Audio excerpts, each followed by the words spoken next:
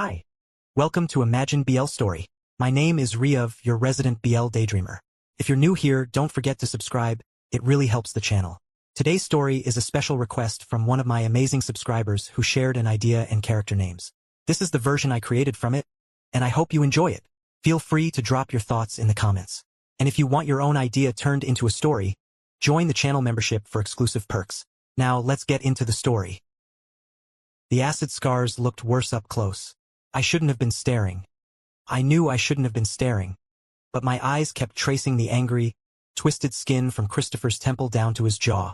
His hand was suddenly around my throat. Not squeezing. Just there, trembling with barely contained rage. "If you pity me, I'll make this marriage hell," he whispered.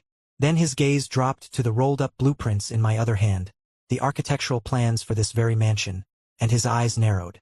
"You knew, didn't you? Your family sent you here weeks ago to survey me, to see if I was broken enough to agree to this." I opened my mouth to deny it, but the truth lodged in my throat beneath his shaking palm. I hadn't known, which somehow made it worse. 3 hours ago, I didn't even know we were getting married. That morning, my adoptive father Richard had summoned me to his office with a single text. My office. Now, no explanation, just the kind of command that made my stomach clench with familiar anxiety. When I arrived, both Richard and my adoptive mother, Victoria, were waiting. "You're getting married," Victoria announced, her smile cold and transactional, "to Christopher Holt. The ceremony is in 3 months. Christopher Holt, the reclusive alpha. I'd been designing a mansion for the past 6 weeks. The former actor whose face had been destroyed by an obsessed fan 3 years ago. "I don't understand," I said slowly. "I'm his architect. We barely know each other. Christopher's family needs money. Our family needs legitimacy in the entertainment industry," Richard said flatly. "This marriage solves both problems. You should be grateful. We're giving you a way to finally repay everything we've done for you." There it was. The debt. The invisible chain they'd wrapped around my neck the day they signed my adoption papers after my birth parents died. "I don't want to marry him," I said quietly. Victoria's laugh was sharp. "You're 24 with a modest architecture career that we gave you through our connections. You live in our house, drive our car, wear clothes we paid for. And now we're asking for one thing in return, and you dare to refuse. We raised you, fed you, gave you a name when you were nothing," Richard added, voice dropping dangerously. "Your birth parents left you with nothing, and we gave you everything. This marriage saves our company. You owe us this." The threat was clear. Agree or lose everything. Again. "When do I meet with him?" I heard myself ask. "Now," Richard said. "He's expecting you." Now I stood in Christopher's half-finished mansion, the one I'd spent weeks designing, while he looked at me like I was the enemy. "I didn't know," I managed to say. "I swear, I didn't." "Liar." He released my throat abruptly, shoving me backward. "You've been coming here for weeks, asking invasive questions. You were assessing me. I was doing my job. I'm an architect.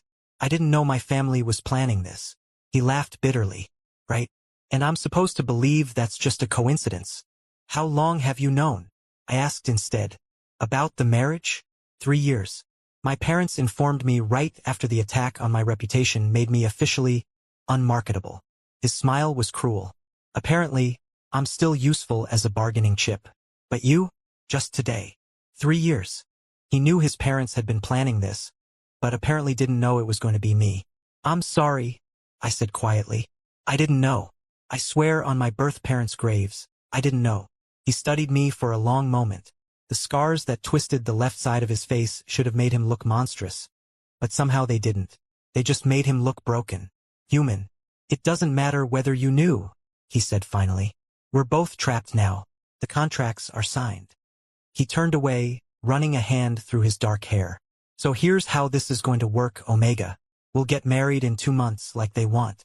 We'll smile for the cameras and play the happy couple. But don't mistake this for anything real. This is a transaction.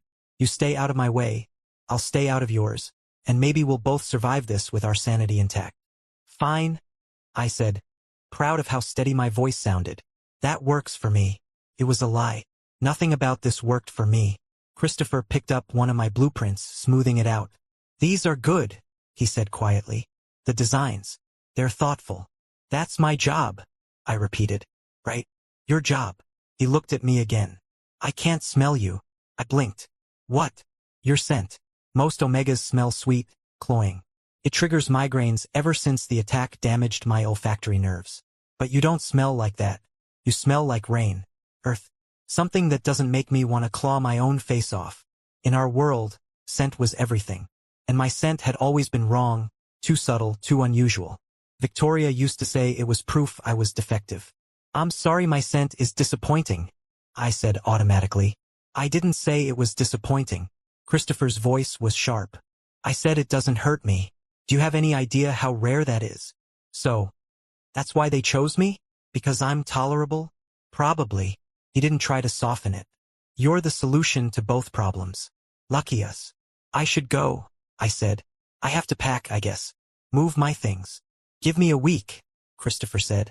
I need time to finish the East Wing renovations. I turned to leave, but his voice stopped me. Blossom. He was silhouetted against the window, scars standing out in sharp relief. I meant what I said. If you pity me, if you look at me the way everyone else does, like I'm something broken that needs to be fixed, I will make this marriage hell. I don't need your sympathy. I don't need your kindness. I just need you to leave me alone. Understood, I said. I left before he could see that my hands were shaking. The drive back to the Constantine estate was a blur. My mind kept replaying Christopher's hand on my throat, the raw anger in his voice, the way his scars had looked up close. Not monstrous, just human, just evidence that someone had hurt him and he'd survived. Some small, traitorous part of me had noticed that even with the scars, Christopher Holt was still handsome. Not in the conventional movie star way he'd been before, but different, harder, real in a way that made my chest ache. I parked in the driveway and sat there, forehead pressed against the steering wheel. 2 months. I had 2 months before I legally bound myself to a man who hated me, who thought I'd conspired with my family to trap him. My phone buzzed. A text from Victoria. Dinner at 7. Don't be late. We have details to discuss. At dinner, Richard and Victoria laid out their plans with surgical precision. The wedding would be at the Grandview Hotel. 300 guests. A wedding planner I'd meet next week to discuss preferences. As if I had any say in this. There's also the matter of the contract, Victoria added. You'll need to review it and sign by the end of the month. What kind of specifics? I asked. The standard, Richard said dismissively. Financial arrangements, property rights, public appearance requirements. And, of course, the heir clause. My fork froze. The what? Victoria smiled coldly. The heir clause, darling. The Holts want an heir to secure their family line, and we want grandchildren carrying both our names. You'll be expected to produce an heir within the first 2 years of marriage. The room tilted. And if I don't? Then there will be consequences, Richard said flatly. Financial penalties that would affect both families. Of course, this wasn't just a marriage, it was a business merger with my body as the primary asset. I excused myself before dessert and retreated to my room. I pulled out my laptop and Googled Christopher Holt. Something I probably should have done weeks ago. The search results were extensive. Page after page from his glory days as Hollywood's rising star. Then, 3 years ago, everything stopped. I found the articles about the attack easily. An Omega extra named Dean Rogers, who'd worked on Christopher's films, had become convinced they were in a secret relationship. When Christopher announced his engagement, Dean snapped. He'd waited in a parking garage and thrown sulfuric acid directly at Christopher's face while screaming about betrayal. Multiple surgeries. Permanent nerve damage. The end of his acting career. Dean Rogers got 15 years in prison. But the damage was done. Christopher's last public statement came 6 months after the attack. I need privacy to heal. I won't be making any further public appearances. After that, he'd vanished from public life completely. I closed my laptop and lay back on my bed. Somewhere across the city, Christopher was probably in his half-finished mansion, surrounded by my architectural plans, hating me. My phone buzzed. An unknown number. This is Christopher. My parents gave me your number. Don't contact me unless it's necessary. I'll let you know when the East Wing is ready. I typed back. Understood. His response was immediate. And Blossom? Don't tell anyone about what happened today. Our families want this to look like a love match. If you ruin that, there will be consequences. I stared at the message, then typed. I don't have friends to tell. I regretted sending it immediately, too honest, too revealing. But Christopher just responded with a single word. Good. I turned off my phone and closed my eyes. 2 months until I became the husband of a man who hated me and until my life stopped being mine completely. I should have been terrified. And I was. But some small part of me was also curious. Because Christopher Holt had noticed something no one else ever had. My scent didn't hurt him. In a world where I'd always been told I was wrong, defective, not enough, there was one person who found me tolerable. It wasn't much, but it was something. And right now, something was all I had. The week passed in a blur of lawyers and contracts. The marriage contract was worse than I'd imagined. Pages of legal jargon that essentially made me property. The heir clause was buried on page 17. Failure to produce offspring within 24 months will result in financial penalties of $2.5 million. Payable by the Omega's family. $2.5 million. My body's worth, apparently. I signed it because I had no choice. Now I stood in Christopher's driveway with 3 suitcases containing my entire life, trying to work up the courage to knock. The mansion looked beautiful and completed. My designs had come to life perfectly. I should have felt proud. Instead, I felt like I was walking into a prison. The door opened before I could knock. Christopher stood there in dark jeans and a black hoodie, hood pulled up to shadow his face. "You're early." "Sorry. I can wait. Just come in." He stepped aside without looking at me. The interior was sparse, barely furnished. "Your room is the 3rd door on the left. Master suite is at the end, that's mine. Stay out of it." "We're not sharing a room?" His laugh was bitter. "This is a business arrangement, remember? We maintain separate spaces except when we need to put on a show." My room was beautiful. Floor-to-ceiling windows overlooking the garden, decorated in soft neutrals. It should have felt welcoming.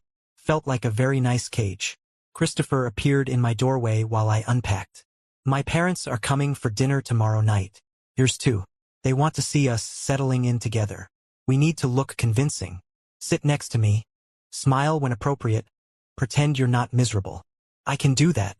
I've been pretending my whole life." Something flickered in his expression. "Yeah, I'm starting to see that." The dinner was a performance and we were both terrible actors. Christopher sat rigid beside me, hood pulled low despite being indoors. Our parents filled the space with forced chatter about wedding venues while staff served course after course I couldn't taste. "You two seem distant," Victoria observed sharply. "Newlyweds should be more affectionate." Christopher's hand found mine under the table, squeezing hard enough to hurt. "We're still adjusting." "Well, adjust faster," Richard said. "The engagement announcement goes public next week. We need photos of you looking happy together." After they left, Christopher dropped my hand like it burned. "That was exhausting. Welcome to my entire life," I muttered, clearing plates. He grabbed my wrist. "What's that supposed to mean?" "Nothing. Forget it." "No." His grip tightened. "You keep making these comments. About pretending. About not having friends. About your whole life being a performance. What exactly did your family do to you?" Pulled away. "The same thing yours did to you. They made me useful." Understanding flickered in his eyes, followed by something that might have been sympathy. "The photographer comes on Thursday. Wear something nice." He paused at the doorway. "That thing you said earlier about pretending your whole life. I get it." Thursday arrived with my growing dread. The photographer, Sarah Chun, was warm and professional, though her last name made Christopher's entire body go rigid. "Let's start in the living room," she said cheerfully. "Something intimate on the couch?" Christopher sat down, hood still up. Sarah frowned. "Christopher, honey, we'll need to see your face for these photos." "No." His voice was flat. I sat beside him quickly. "What if we do profile shots? Candid angles where the scars aren't the focus? You could shoot from his right side mostly." Sarah considered this. "That could work. You've got a good eye. I'm an architect. Angles are kind of my thing." Christopher's hand found my knee. Not threatening this time, just there. A silent thank you.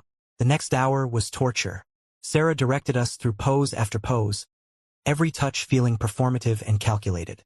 But Christopher's scent, something dark and woody, wrapped around me constantly, and I couldn't help noticing how solid he felt, how his thumb brushed absent patterns on my hip. "Last shot," Sarah announced. "Christopher, sit on the couch. Blossom, sit between his legs, back against his chest." My heart kicked. That was too close. But Christopher was already settling, spreading his legs in invitation. I sat carefully, hyper-aware of every point of contact. His thighs bracketing mine, his chest against my back, his breath stirring my hair. Arms around him, Christopher, Sarah directed. Hold him like you mean it. His arms came around my waist, solid and warm. I let myself relax slightly, just enough to sell the illusion. Sarah's camera clicked rapidly. Perfect. You two look beautiful together. We looked like liars, I thought. Professional, convincing liars. When Sarah finally left, I put distance between us immediately. Christopher remained on the couch, hood back up. Thank you, he said quietly, for the thing with the angles. If the photos look bad, our families will make both our lives hell. Still, you could have let her push me, could have made me show everything. Why would I do that? Because I've been an asshole to you since the moment we met? He said immediately. I couldn't argue with that. You're scared. Scared people lash out. I get it. His expression shuddered. Don't psychoanalyze me. I'm just saying I understand what it's like to feel trapped. I headed for the stairs. The photos will be fine. We'll send them to our families, they'll approve, and we can go back to avoiding each other. Blossom. I stopped, didn't turn around. You smell like petrichor, he said. Rain on earth. I looked it up after you left last time. That's what your scent is. I didn't know what to say to that. Just climbed the stairs to my room and closed the door, heart pounding. He'd noticed my scent, had looked it up, had told me what it was called. It shouldn't have mattered, but it did. 3 weeks blurred together in careful avoidance and forced proximity. Wedding planning consumed my days while Christopher dealt with his parents' demands. We barely spoke outside of necessary coordination, living like ghosts in the same house. The engagement photos went viral. Comments ranged from supportive to cruel. I stopped reading after the first day. We attended 2 public events together, playing our parts perfectly. Each time, we returned home and retreated to our separate corners. But small things started changing. Christopher began leaving coffee for me in the mornings, 2 sugars, excessive cream. I started cooking dinners and leaving plates outside his door. The plates always came back empty. We were circling each other, wary animals unable to figure out if we were predators or prey. Then, for weeks before the wedding, everything shifted. I came home to find Christopher's office door ajar, voices raised inside. His father's voice cut through. Questions about the attack, about Dean Rogers, about why we never pursued certain leads.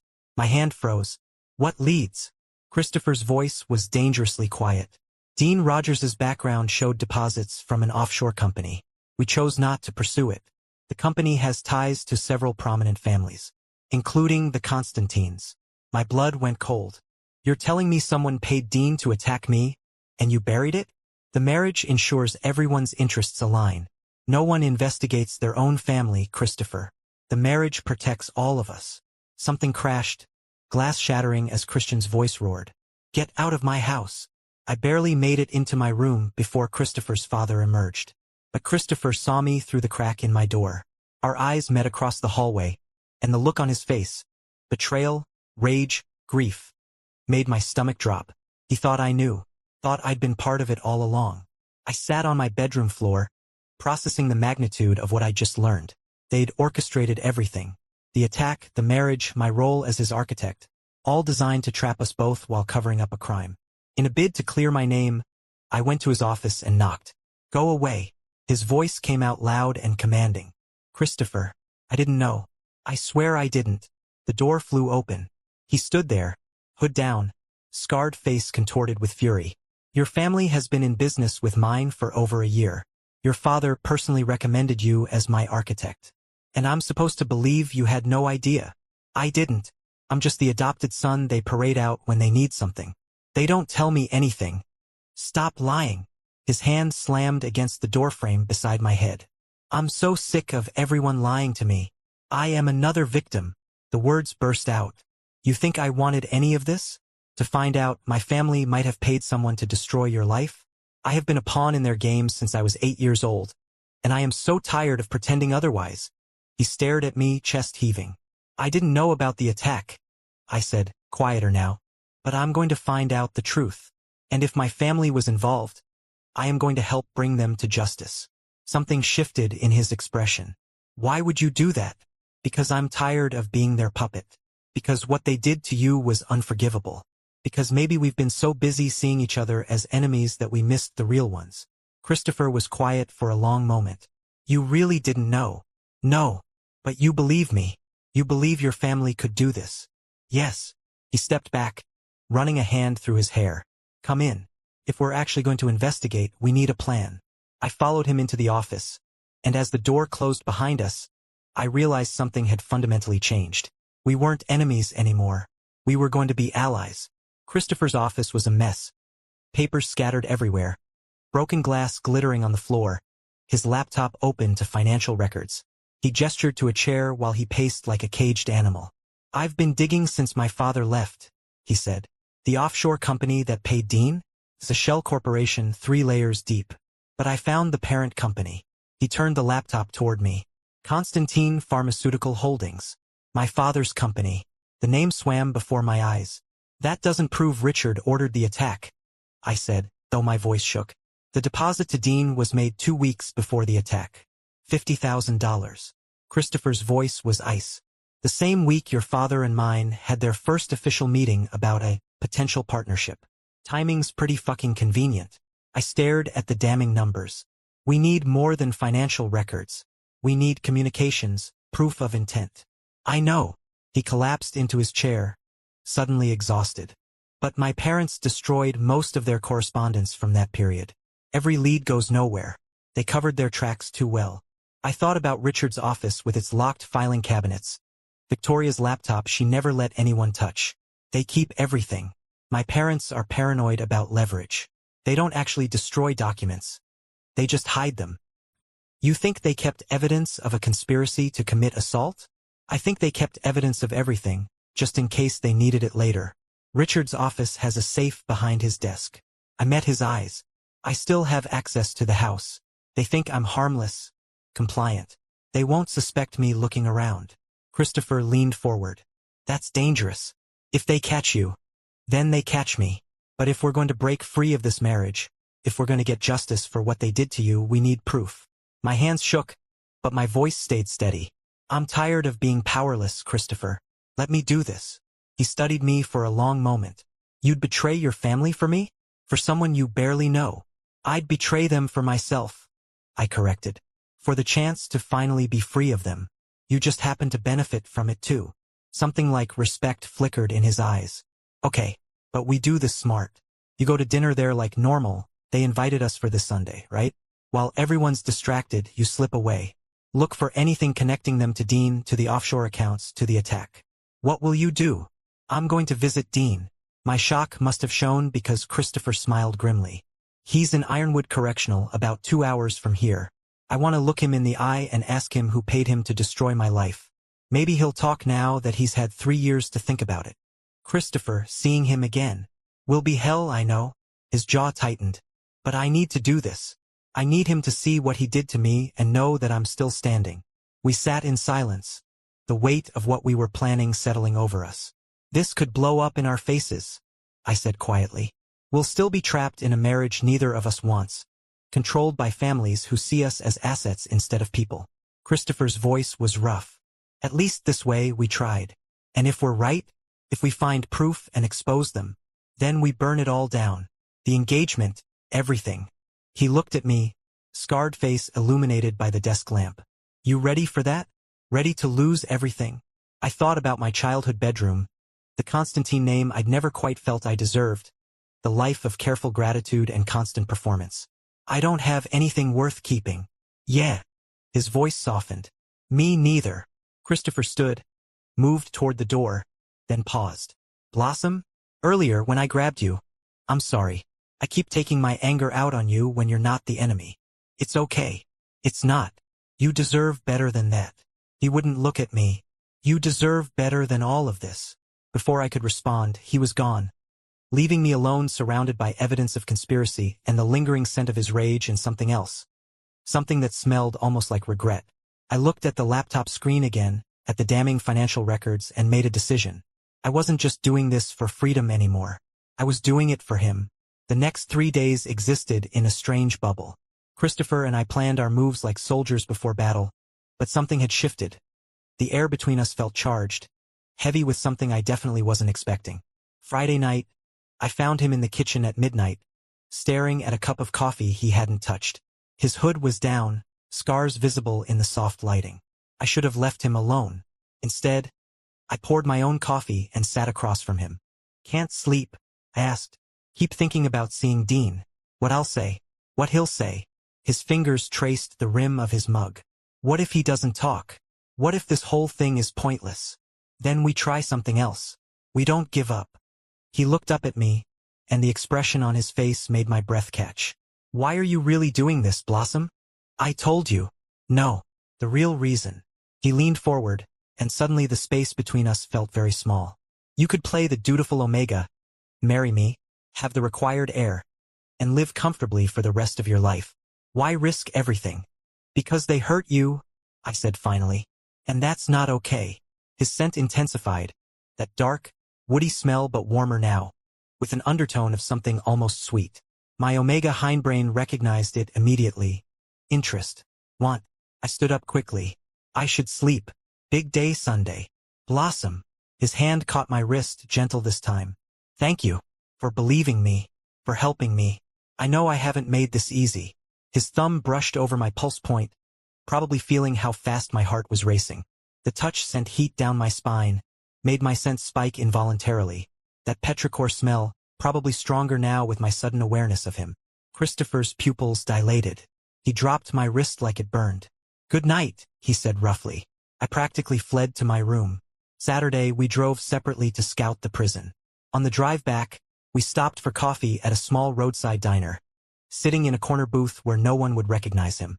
"You nervous about tomorrow?" he asked, dumping sugar into his coffee. "Terrified." "You?" "Same." He smiled slightly, just a quirk of his lips on the unscarred side. "We make quite the pair of rebels, don't we? The damaged Alpha and the defective Omega, taking on our families." "I'm not defective," I said before I could stop myself. "No." His eyes met mine. "You're not. I shouldn't have said that about your scent, that it was weak. It's not weak. It's the only thing that's kept me sane these past weeks." My heart did something complicated in my chest. "Christopher." "Don't." He shook his head. "Don't say anything. This is already complicated enough without us pretending there's something here." But there was something here. I felt it in the way his scent wrapped around me, protective and warm. Felt it in how my body responded to his proximity, the Omega part of me recognizing him as safe when I'd never felt safe with any Alpha before. "After tomorrow," I said quietly. "After we find what we need and expose them. What happens to us?" "I don't know." His voice was rough. "The marriage contract has clauses, penalties. Even if we prove conspiracy, getting out won't be easy. But we'll try." "Yeah." He reached across the table, his scarred hand covering mine. "We'll try. Together." The touch lingered too long to be casual. His scent intensified again, and I watched his nostrils flare as he caught mine in return. That rain-on-earth smell he'd looked up, that he'd told me soothed him. We were playing with fire. I knew it. He knew it. Neither of us pulled away. Sunday morning arrived too fast, and Christopher helped me set up a tiny camera disguised as a pen in my pocket. "Be careful," he said, adjusting the pen's angle. His fingers brushed my chest, and we both froze. "If anything feels wrong, just leave. The evidence isn't worth your safety." "I'll be fine." "Blossom." He gripped my shoulders, forcing me to meet his eyes. "Promise me. If Richard suspects anything, you get out." "I promise." I covered his hands with mine. "You promise me the same. If seeing Dean is too much, I'll leave." His forehead dropped to touch mine, just briefly. "We survive this. Both of us. Then we figure out what comes next." His scent wrapped around me like a promise, and for just a moment, I let myself imagine a next that included him. Not as a forced husband, but as a choice. Then I stepped back, and the moment broke. "I should go. Dinner's at 6. I'll be back by 8. We'll compare notes then." He walked me to my car, hands shoved in his pockets. "Good luck." "You too." I drove away watching him in the rearview mirror. A damaged Alpha standing in the driveway of a house I designed, about to face his demons while I faced mine. And somewhere between the fear and the adrenaline, I realized I wasn't just doing this for freedom anymore. I was doing it for us, whatever us meant. The Constantine estate looked exactly as I'd left it. Imposing, cold, designed to intimidate. I parked in the circular driveway, checking my reflection one last time. Victoria opened the door before I could knock, her smile sharp as glass. "Blossom, darling. You're alone." Christopher had a migraine. The scent sensitivity, you know how it is. The lie came easily now. "Pity." She air-kissed both my cheeks. "Well, come in. Your father's in his study, but dinner won't be ready for another hour." "Perfect. An hour to search." I made small talk in the sitting room, sipping wine I didn't want while Victoria droned on about flower arrangements. When she excused herself to check on the kitchen staff, I stood casually. "Restroom. You know where it is." I headed upstairs, but instead of the bathroom, I slipped into Richard's study.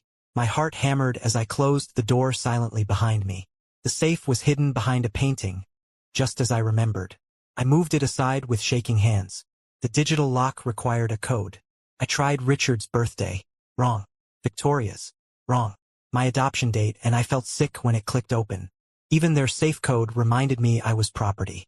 Inside were stacks of documents, USB drives, and folders labeled with dates.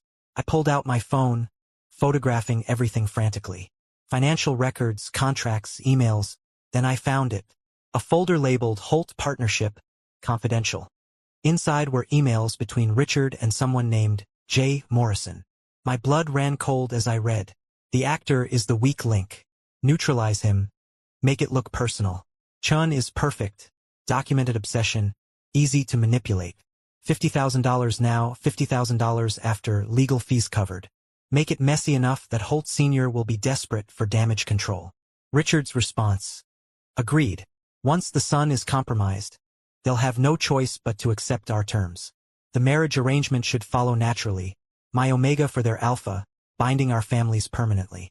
No investigation, no exposure, everyone wins." I photographed everything with shaking hands, bile rising in my throat. They'd planned it all. The attack, the disfigurement, Dean's obsession. They'd weaponized a mentally ill man to destroy Christopher's life so they could force this marriage. And I was the bait they dangled. "Find anything interesting?" I spun around. Richard stood in the doorway, face expressionless. "I can explain." "Can you?" He stepped inside, closing the door. "Let me guess. Christopher found out about the inconsistencies, and you two decided to play detective." "How noble." His voice dripped contempt. "Did you really think I wouldn't notice? I've had cameras in this office for years, Blossom. I watched you open my safe." My hand moved to the pen camera in my pocket, praying it was still recording. "You paid someone to attack him. You destroyed his life." "I created an opportunity," Richard corrected. "Christopher was too successful, too proud. His family needed humbling, and I needed leverage. The attack served both purposes beautifully. He could have died, but he didn't. He lived, exactly as planned, and now he's desperate enough to accept our terms." Richard moved closer, and I backed against the desk.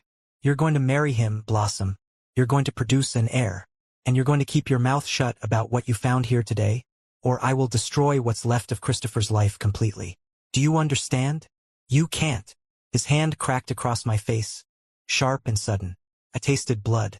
"I can do whatever I want. You're mine. I bought you the day I signed those adoption papers." He grabbed my jaw, forcing me to meet his eyes. "Now give me your phone. And that ridiculous spy pen you think I didn't notice." My Omega instincts screamed at me to submit, but Christopher's face flashed through my mind. His scars, his pain, his tentative trust in me. I kneed Richard in the groin as hard as I could. He doubled over with a grunt, and I ran. Down the hallway, down the stairs, Victoria's shocked face as I sprinted past her, out the front door to my car. My hands fumbled with the keys, doors locking just as Richard burst outside, face purple with rage. He slammed his fists against my window. "You're done, Blossom. You're dead to this family." I threw the car in reverse, tires squealing. In my rearview mirror, I watched Richard pull out his phone, already making calls. My face throbbed where he'd hit me, but my hands were steady on the wheel, because tucked in my pocket was a pen camera that had recorded everything. And in my phone, which Richard never actually got, were photographs of every damning document in that safe. We had him. We had them all. When I pulled into Christopher's driveway, his car was already there. The front door flew open before I could even turn off the engine. Christopher took one look at my bleeding lip and his scent exploded. Pure alpha rage. Protective and deadly. "What happened?" His hands cupped my face, gentle despite the fury in his voice. Who hurt you? Richard. But Christopher. I pulled out the pen camera with shaking hands. I got it. I got everything. His eyes widened. Then he pulled me inside, locking the door behind us, his arm around my shoulders like he could shield me from the world. Tell me everything, he said. So I did. Christopher made me sit while he got ice for my face, his movements sharp with barely controlled rage. When he pressed the cold pack to my split lip, his hand trembled. I'm going to kill him, he said quietly. Get in line. I winced. Did you see Dean? His jaw tightened. Yeah. And he talked. He played a recording. Dean's voice came through tinny but clear. A man named Morrison approached me 6 months before the attack. Said he knew about my feelings for Christopher. Said he could help me be with him. Gave me money, told me exactly when and where to wait. I thought he was helping me. I was so fucking stupid. They used me, just like they're using everyone. Christopher stopped the recording. Morrison is Richard's business partner. Dean is willing to testify. Combined with what you found, we can prove conspiracy. I pulled out my phone, showing him the photographs. Richard basically confessed on camera, too. We spent the next hour going through evidence, building our case. As the adrenaline faded, I started shaking with delayed shock. Hey! Christopher's hand covered mine. You're safe now. He can't touch you here. He said he'd destroy you if I talked. I don't believe that. His voice was firm. You risked everything today. For me. Why? I told you. The truth. Please. His thumb traced circles on my wrist. I need to understand. His scent wrapped around me. Protective, intense with that undertone of want. My Omega instincts purred at it, recognizing safety, recognizing home. Because you see me, I said finally. Not the grateful adopted son, not the useful Omega. Just me. You see me, and you don't look away. His eyes widened. Blossom. And because when you touch me, I don't feel like property. The words tumbled out. Every alpha I've ever met has looked at me like I'm something to acquire or dismiss. But you, even when you hated me, you treated me like a person. Like I mattered. You do matter. His voice was rough. More than you should. More than I wanted you to. The air between us felt charged, dangerous. His hand slid from my wrist to my palm, fingers lacing with mine. This is a bad idea, he whispered. Terrible idea, I agreed. Neither of us moved away. We're about to destroy both our families. Start a legal war that could last years. His other hand came up to cup my uninjured cheek. Now is the worst possible time for this. For what? For me to want you. His thumb traced my cheekbone. For me to notice that your scent gets stronger when I'm close. That you look at me like my scars don't matter. That you make me feel again. My breath caught. Christopher. I know this is complicated. We're still technically engaged. Still trapped until we can untangle the legal mess. But Blossom. His forehead touched mine. I need you to know that whatever happens next, I'm not going to let anyone hurt you again. Not Richard. Not Victoria. Not anyone. You can't promise that. Watch me. His scent intensified. Pure alpha protectiveness. And my Omega hindbrain flooded with warmth. Tomorrow we take this evidence to the authorities. We burn their empires to ash. But tonight, he didn't finish. Just stayed there, forehead against mine, breathing me in like I was something precious. What did you mean? I whispered. When you said I matter more than I should? His laugh was shaky. I mean that somewhere between the forced photo shoots and the conspiracy theories, I stopped seeing you as part of the cage and started seeing you as the key to getting out of it. I mean that I like having you here, in my space, in my life, and that scares the hell out of me. Why? Because the last person I trusted left the moment I stopped being handsome. His voice cracked.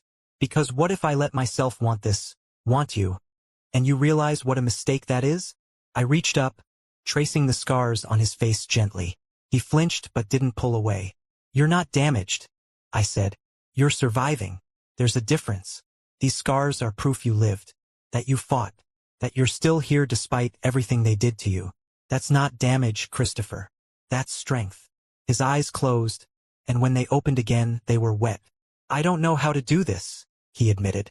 How to want someone, trust someone. I've spent 3 years building walls, and you just walk right through them like they're made of paper. We don't have to figure it all out tonight. I squeezed his hand. Tomorrow we fight. But tonight, can we just exist? Together. He nodded slowly. Yeah, we can do that. We stayed on the couch as darkness fell, hands linked, his scent and mine mingling in the quiet house. Not kissing, not rushing into anything, just being together. Blossom. His voice was soft in the darkness. Yeah. Thank you. For today. For believing me. For everything. Thank you for seeing me. His hand tightened on mine. Always. We went to the police at dawn. Detective Sarah Rodriguez listened to everything. The recordings, the photographs, Dean's testimony, with an expression that grew darker by the minute. This is extensive, she said finally. Conspiracy to commit assault, coercion, and fraud. Mr. Constantine, your adoptive father will likely face serious prison time. Good, I said. By noon, warrants were being issued. By evening, the story had broken nationally. Pharmaceutical heir orchestrated attack on actor to force marriage. The media frenzy was instantaneous. Our engagement photos plastered everywhere. Reporters camped outside Christopher's gates. We ignored them all, holed up in the living room with takeout neither of us could eat. Christopher. I turned to face him. What happens to us now? The engagement. Our lawyers are filing to void the contract on grounds of fraud and duress. He paused. You'll be free. We both will. Free. The word should have felt liberating. Instead, it felt hollow. So we just go our separate ways? I tried to keep my voice neutral. Once this is over? His hand tightened on my shoulder. Is that what you want? I asked first. Blossom. He shifted to face me fully. These past few weeks, even with all the chaos, have been the first time in 3 years I felt alive. And that's because of you. You're the person who risked everything to help me get justice. Who makes me remember what it felt like to want something for myself instead of just surviving. What do you want? I whispered. You. The word hung between us. I want you. Not because of some contract, but because you're brave and kind and you smell like rain and you see me. His hand cupped my face. But only if you want this too. Only if this is your choice. Christopher, my phone buzzed. Then his, then both simultaneously, insistent and urgent. He grabbed his first, and the color drained from his face. Shit. What? Richard posted bail an hour ago. He showed me the news alert. And he's not at his house. Police are looking for him now. Ice flooded my veins. He knows where I am. He won't get near you. He couldn't finish his words before we heard glass shattered. The living room window exploded inward, and suddenly Richard was there, face twisted with rage, something metal glinting in his hand. A gun. You ungrateful little bastard. He snarled at me. I gave you everything. And this is how you repay me? Christopher moved faster than I'd ever seen, shoving me behind him. Get out of my house. Your house. Richard laughed, wild and unhinged. This whole arrangement was my idea. And now you've destroyed everything. The gun wavered between us. I could smell Christopher's fear scent, sharp and acrid. But he didn't move from in front of me. Richard, put the gun down, I said, trying to keep my voice steady. No. His finger moved to the trigger. You want to be free so badly, Blossom? Let's see how Christopher handles losing you the same way I lost everything. Everything happened at once. Christopher lunged. The gun fired. Pain exploded in my shoulder, hot and terrible. I hit the floor hard, Christopher's weight on top of me, protecting me even as warm blood spread between us. More glass breaking, voices shouting. Police burst in. Richard was screaming, being dragged away. Christopher was saying my name over and over, hands pressed to my shoulder, trying to stop the bleeding. Stay with me, he begged. Blossom, stay with me. I'm okay, I managed, even though the pain was blinding. Christopher, you're not okay. You're bleeding everywhere. Because he was going to shoot you. The words came out weak but certain. Couldn't let him hurt you. His face crumbled. You idiot. You beautiful, brave idiot. Sirens wailed closer. Paramedics rushed in. Someone was pulling Christopher away from me, and I tried to hold on. Don't leave, I heard myself say. Never. His hand caught mine. I'm right here. I'm not going anywhere. The world was getting fuzzy around the edges, but I held on to his voice, his scent, the feeling of his hand in mine. We'd survived the conspiracy. We'd survived this too, together. I woke up in a hospital bed with Christopher asleep beside me, our hands still linked. His head was tilted at an uncomfortable angle, dark circles under his eyes, dried blood, my blood, still on his shirt. The bullet had gone through my shoulder, missing anything vital. Lucky, the doctor said. 3 inches to the right and it would have hit my heart. Christopher stirred when I shifted, eyes flying open. You're awake. Thank God. His hand tightened on mine. How do you feel? Like I got shot. My voice was rough. How long? 18 hours. They operated, said everything went well. His thumb traced circles on my wrist. Richard's in custody. Federal charges. Attempted murder, assault with a deadly weapon, and violating bail. He's not getting out. Good. What about the media? The case. The stories everywhere. Richard's arrest. The shooting. It's international news now.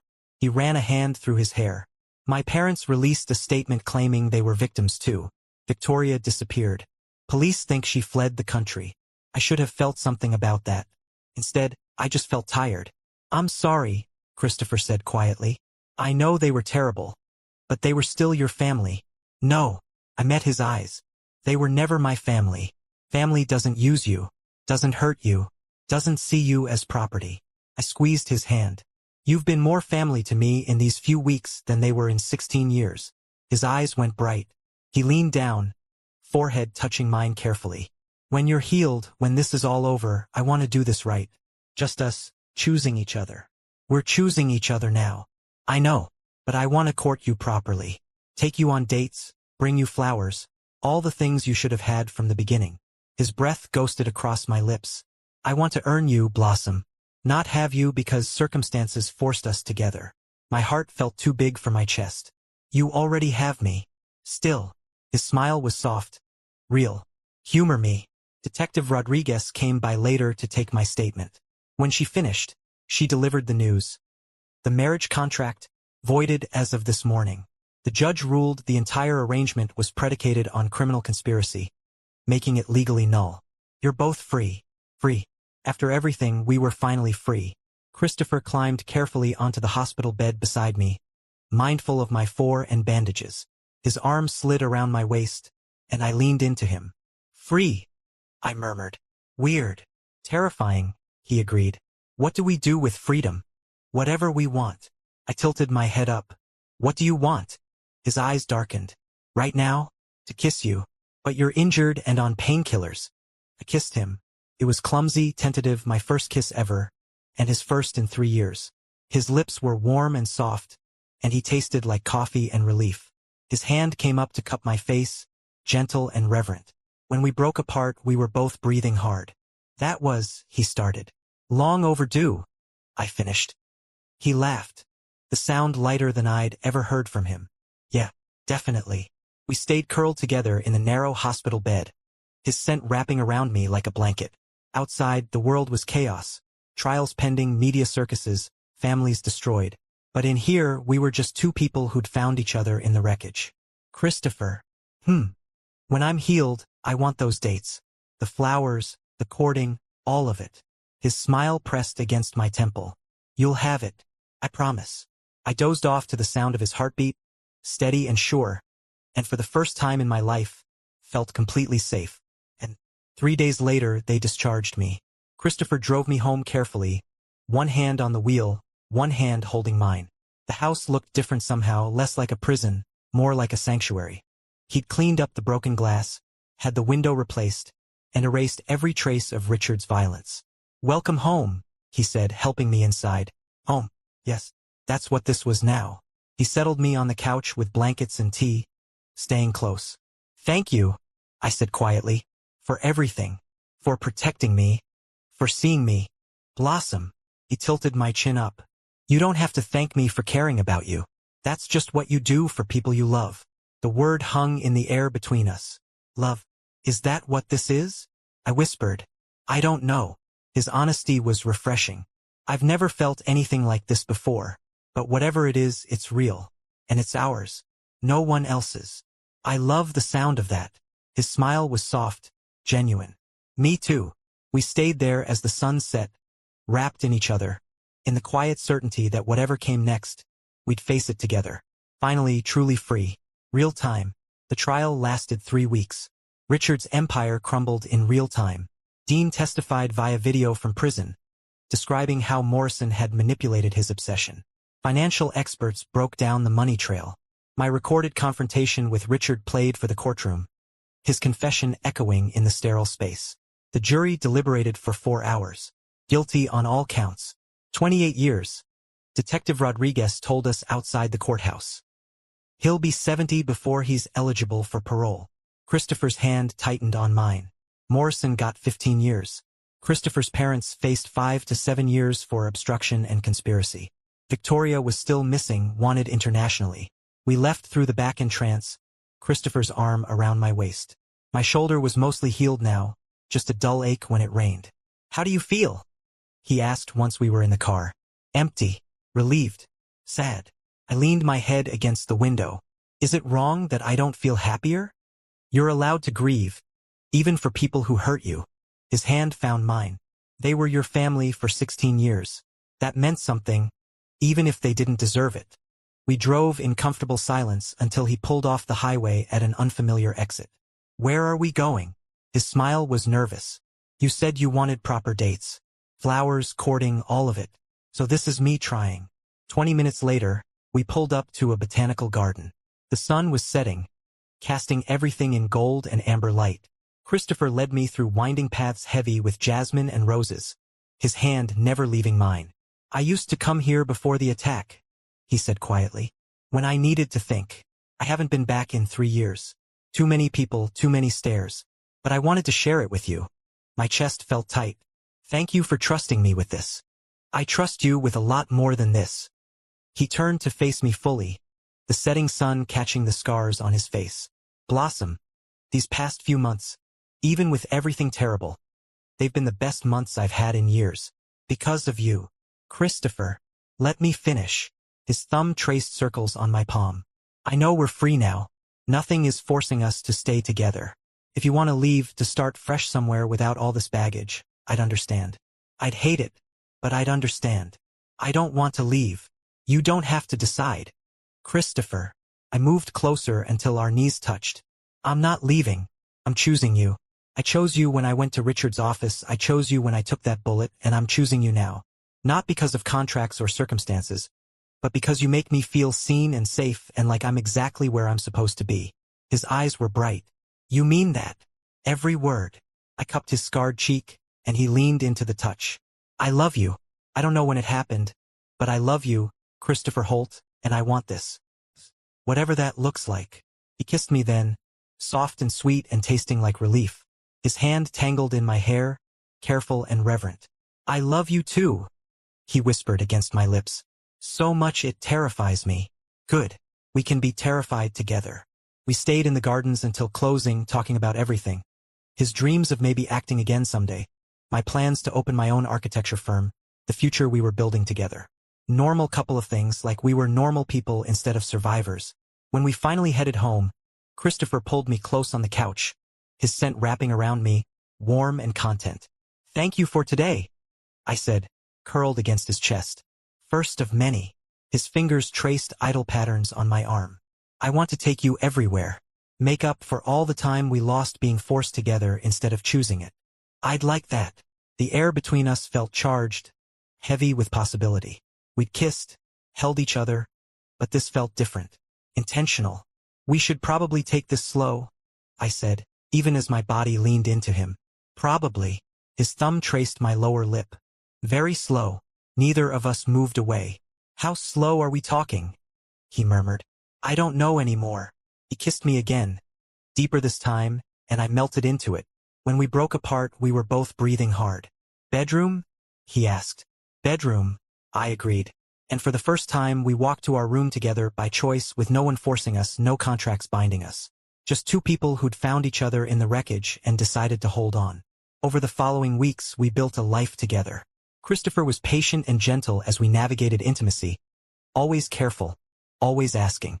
We talked about the future, children someday, when we were ready, but not now. Not yet. We agreed to be careful until my heat came. And when it did, 3 weeks later, we made our choice together.